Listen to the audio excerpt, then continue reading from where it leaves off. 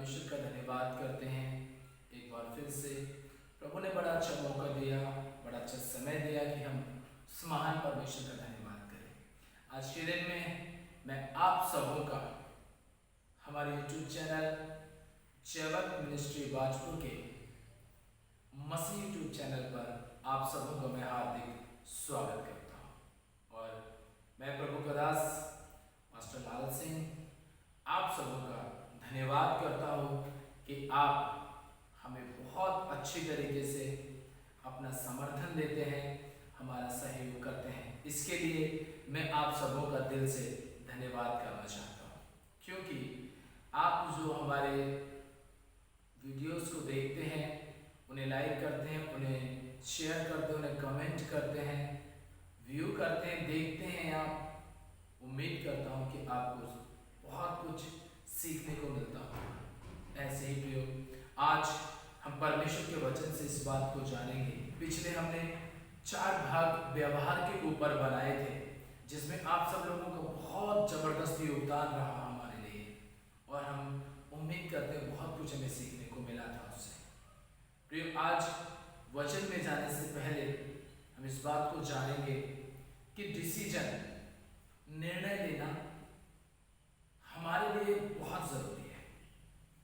कोई भी बात है, कोई भी चीज है, अगर हम उसके लिए सही निर्णय लेते हैं, सही डिसीजन लेते हैं, तो हमारे लिए वो कोई भी चीज क्यों ना हो, बहुत ही आशीष में होती है, बरकत में होती है। ऐसे ही यदि आप चाहते हैं कि हम डिसीजन के ऊपर, निर्णय के ऊपर, मेरे और आपका निर्णय, डिसीजन किससे प्रभावित है, परमेश्वर से या फिर शैतान से या फिर संसार से, हम डिसीजन किसके माध्यम से लेते हैं, और जो हमारे डिसीजन होते हैं, जो हमारे निर्णय होते हैं, उन निर्णयों में, उन डिसीजन में सबसे ज्यादा काम कौन करता है, इस चीज के बारे में हम जानेंगे, समझेंगे और सीखेंगे।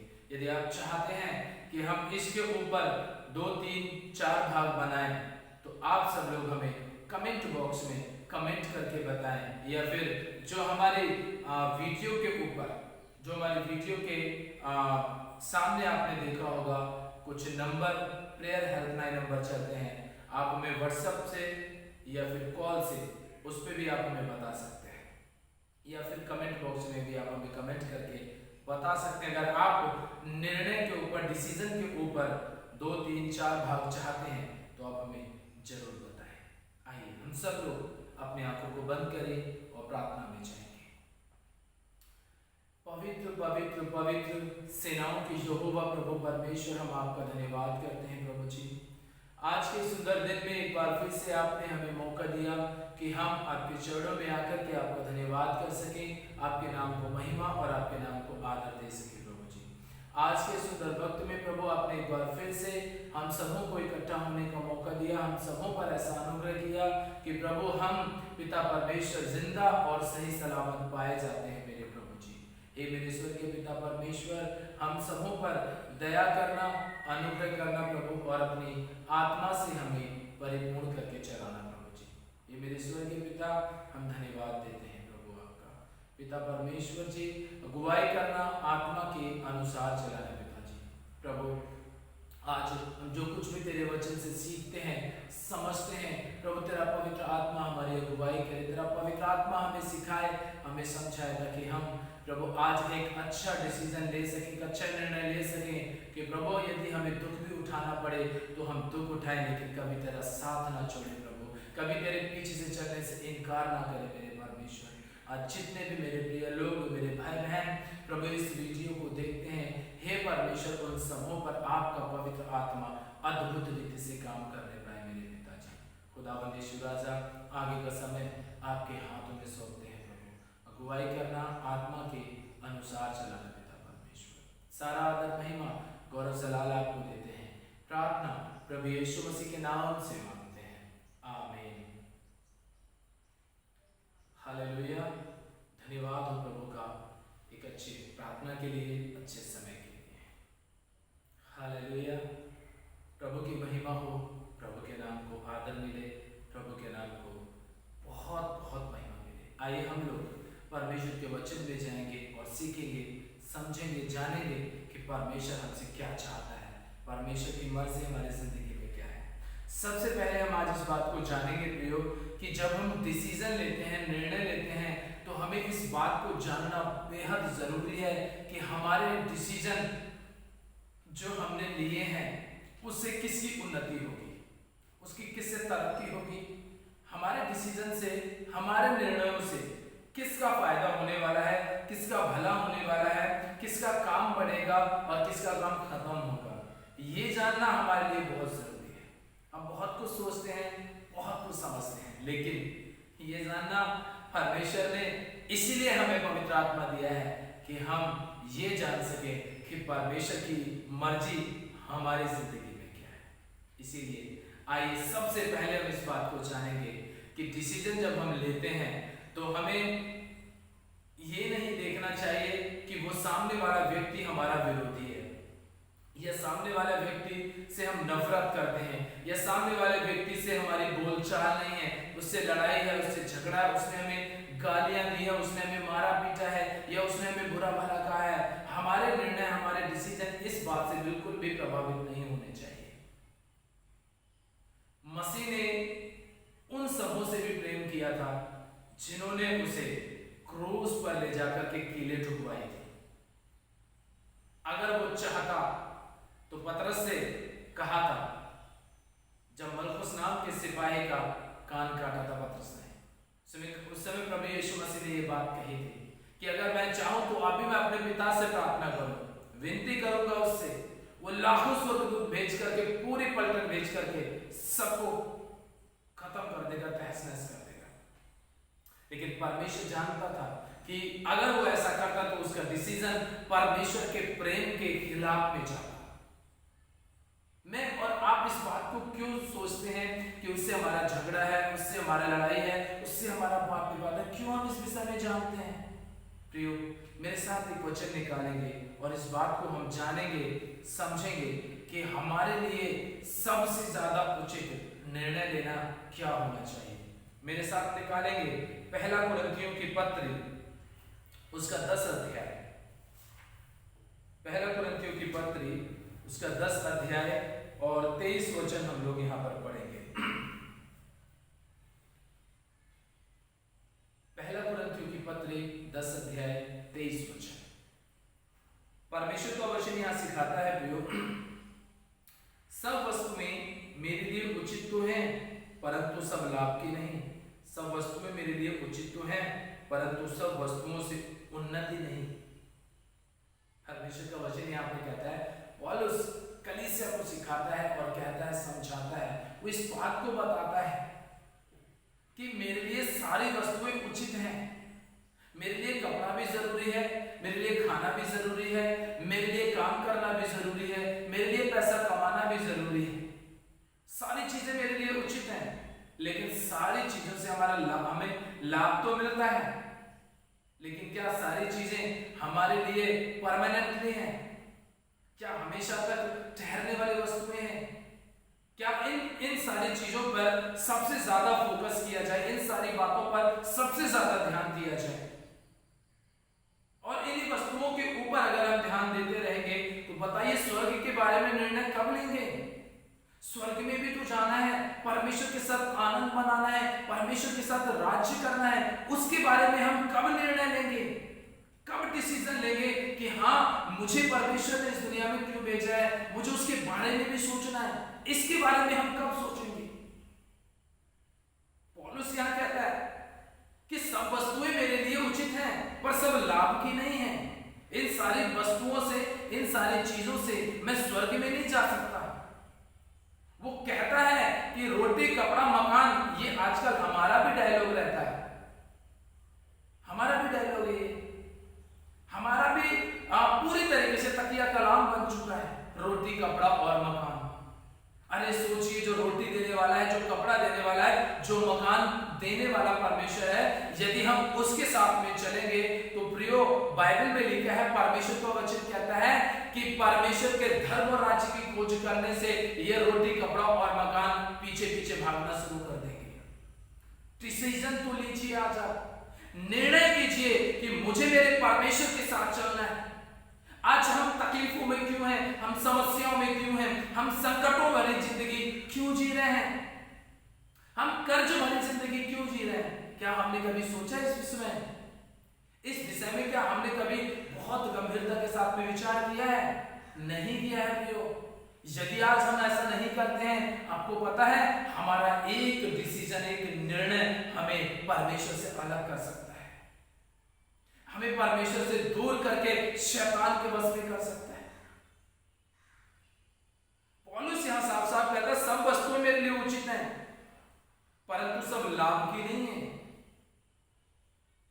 हम सब इस बात को अच्छी तरीके से जानते हैं कि जो चीजें हमारे लिए बिल्कुल गलत हैं, जैसे कि आजकल हम देखते हैं तमाम प्रकार के नशे आज हमारे मसीह भाइयों के जीवन में काम कर रहे हैं, और कुछ बहनें भी जबरदस्त तरीके से बीड़ी सिगरेट और तंबाकू गुटखा जैसे वस्तुओं का सेवन करती हैं, उनका इस्तेमाल करती हैं। क्या ये सारी चीजें हमें परमेश्वर के राज्य में लेके जा रही है या फिर परमेश्वर से दूर लेकर के जा रही है? कभी हम विचार करते हैं प्रिय इस बात के ऊपर?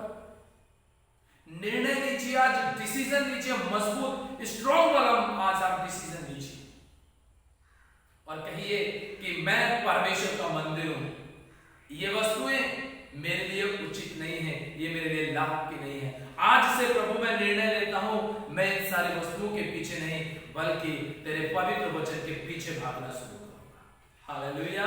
सच में यदि आप ऐसा निर्णय आज लेते हैं प्रियो, तो परमेश्वर आपको वो सारी चीजें आज से ही देना शुरू कर देगा, क्योंकि निर्णय कल के ऊपर मत छोड़िए, निर्णय आज अभी और इसी वक्त लीजिए कि प्रभु आज से मेरा जीवन, मेरा घर, मेरा परिवार, मेरा रोजगार, मेरा व्यवसाय, मेरा शरीर प्राण आत्मा, मेरी पत्नी, मेरा पति, मेरे बेटे, मेरी बेटियां, मेरे माँ बाप, मेरे भाई बहन, मेरे आस पड़ोस के लोग जो मुझसे प्रेम रखते हैं, उन सबों के साथ प्रभु जी मैं तेरे वचन को साझा करना शुरू करूंगा।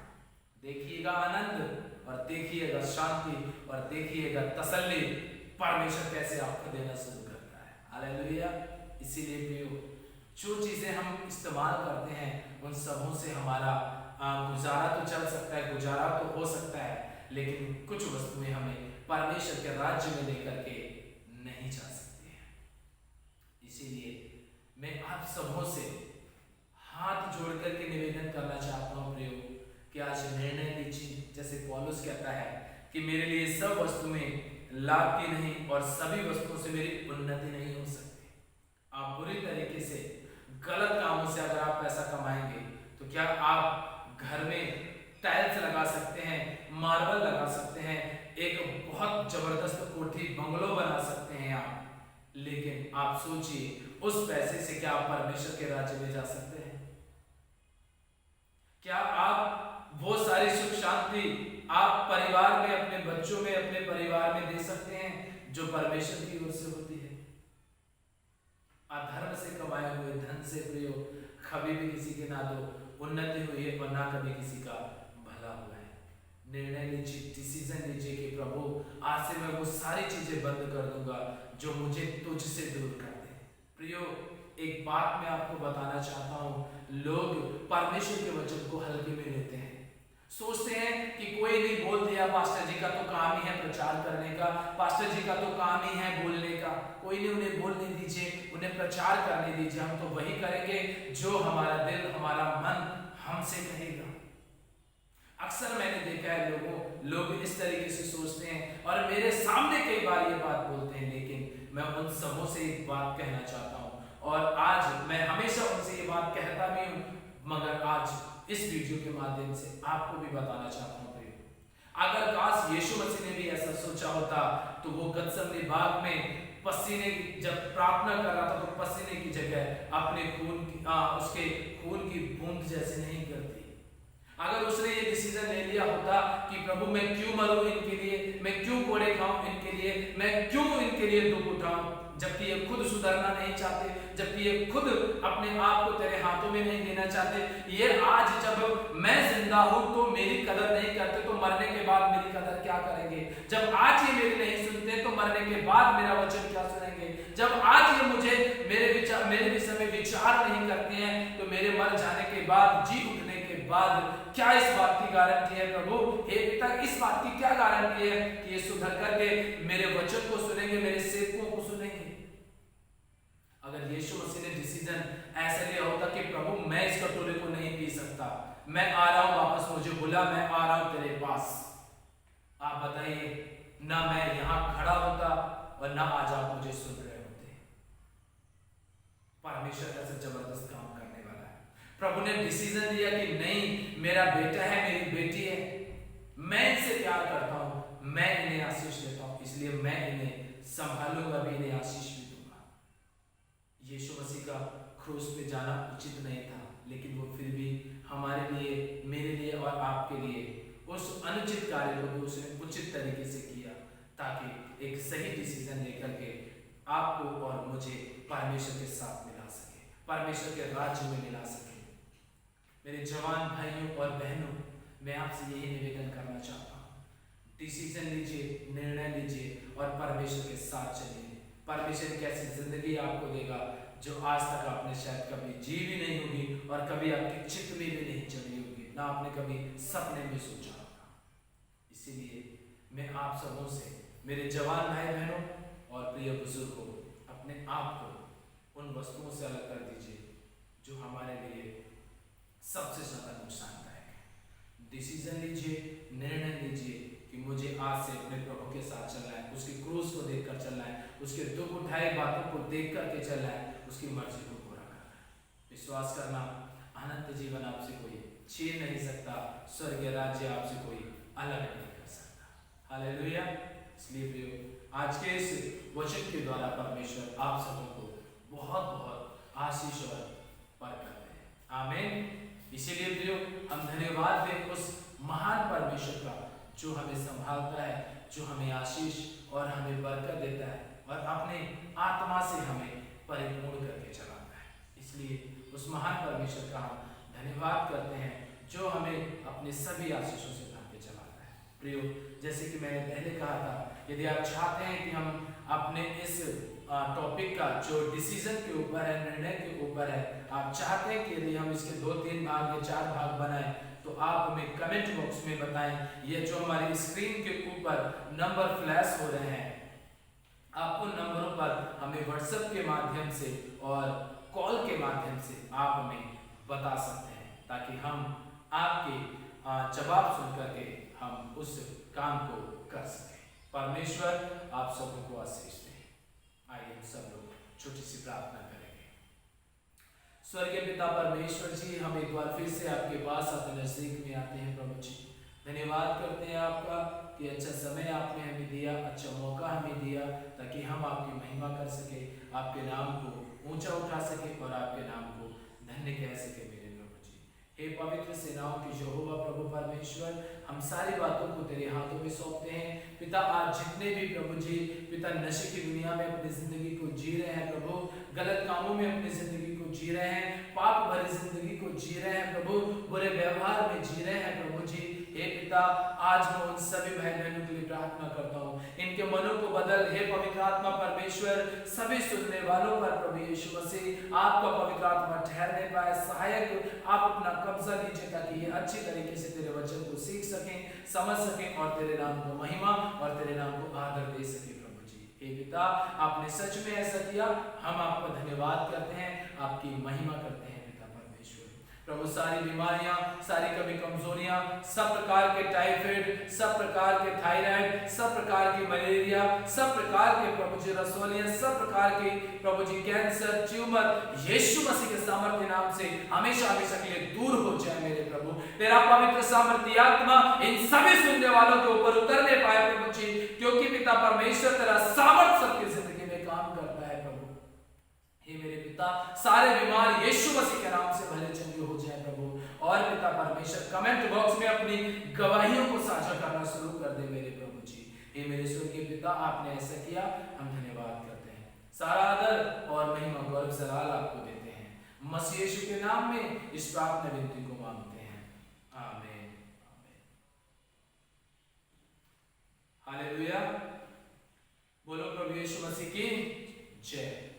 परमेश्वर का धन्यवाद करते हैं। प्रियो, आप सबों से हमारा निवेदन है, हर बार की तरह यदि आप चाहते हैं हम कल इसका दूसरा भाग आपके सामने पेश करेंगे। यदि आप चाहते हैं कि हम तीसरा और चौथा या पांचवा भाग भी बनाएं इस डिसीजन के टॉपिक पर कि हमें कैसे निर्णय लेना चाहिए प्रभु के साथ चलने के लिए, तो आप हमें जरूर बताएं। इससे पहले कि हम अपने इस वीडियो को समाप्त करें, मैं सबसे पहले आप समूह से हाथ जोड़ के निवेदन करना चाहूँगा कि हमारे चैनल को आप लाइक करें, शेयर करें, कमेंट करें और हमारे चैनल को सब्सक्राइब करें और बेल आइकन को भी दबाएं ताकि हर एक नोटिफिकेशन आपको समय समय पर मिलता रहे। प्रियो, लास्ट बात बता करके समाप्त करना चाहूँगा कि आज हम अपनी इस वीडियो को 2 बजे पब्लिश करेंगे और कल से हमारी ये कोशिश रहेगी कि हम टाइम टू टाइम आपको इसका नोटिफिकेशन देते रहें। जितने भी हमारे साथ लोग व्हाट्सएप पे जुड़ना चाहते हैं तो स्क्रीन पे जो नंबर फ्लैश हो रहे हैं आप उन पर हमें हमारा नंबर सेव करके, हमारी मिनिस्ट्री का नंबर सेव करके आप हमें व्हाट्सएप पे भी ज्वाइन कर सकते हैं और हर एक नोटिफिकेशन आपको हम समय समय पे देते रहें। परमेश्वर आप सबको आशीष दे। सभी को प्यार भरे शब्दों में जय मसीह।